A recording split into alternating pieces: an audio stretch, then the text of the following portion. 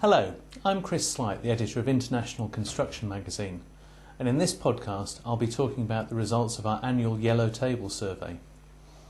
This is a unique study of the 50 largest construction equipment manufacturers in the world, published every year in the April edition of the magazine.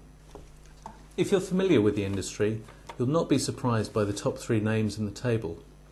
Based on their revenues from equipment sales alone, excluding businesses like engines, Caterpillar, Komatsu and Terex held on to the top 3 places that they've occupied in the previous 5 editions of the league table. The major change is at number 4, where Hitachi has gained 2 places to overtake Volvo and Liebherr. One of the key reasons for this is the appreciation of the yen last year, up from an arguably artificially low level. The league table is based on revenues in US dollars, and we convert from other currencies based on average exchange rates over the course of 2008. If we had based the league table on exchange rates in 2007, when the yen was particularly weak, Hitachi would have stayed in 6th position.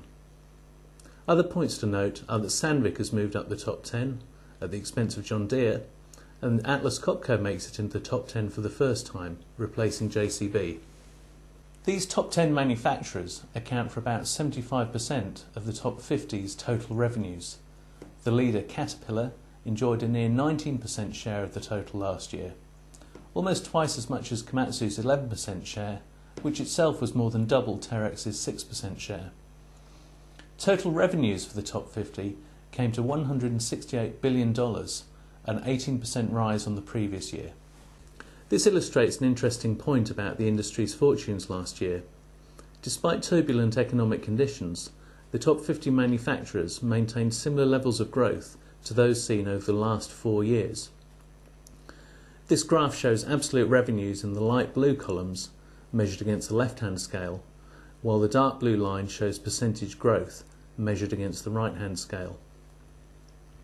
This also illustrates the boom the industry has enjoyed over the last 6 years or so. Back in 2002, the top 50 manufacturers had revenues of $55 billion, so the sales have more than tripled in the interim. The key driver for growth this year has come from Asia.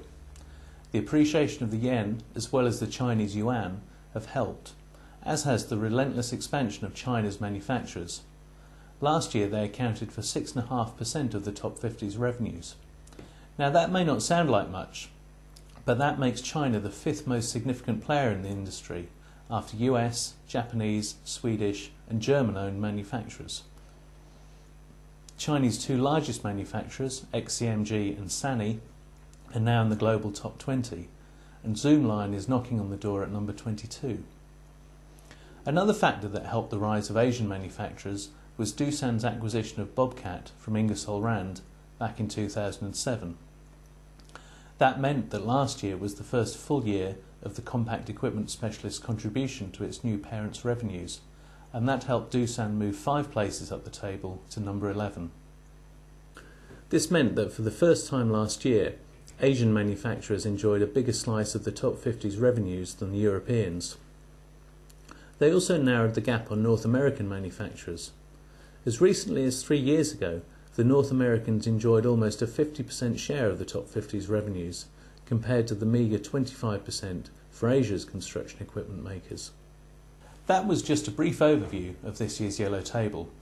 There is much more analysis in the April edition of International Construction, which you can download from the website. If you would like to receive regular copies of International Construction, please visit the subscriptions page of our website. Thank you.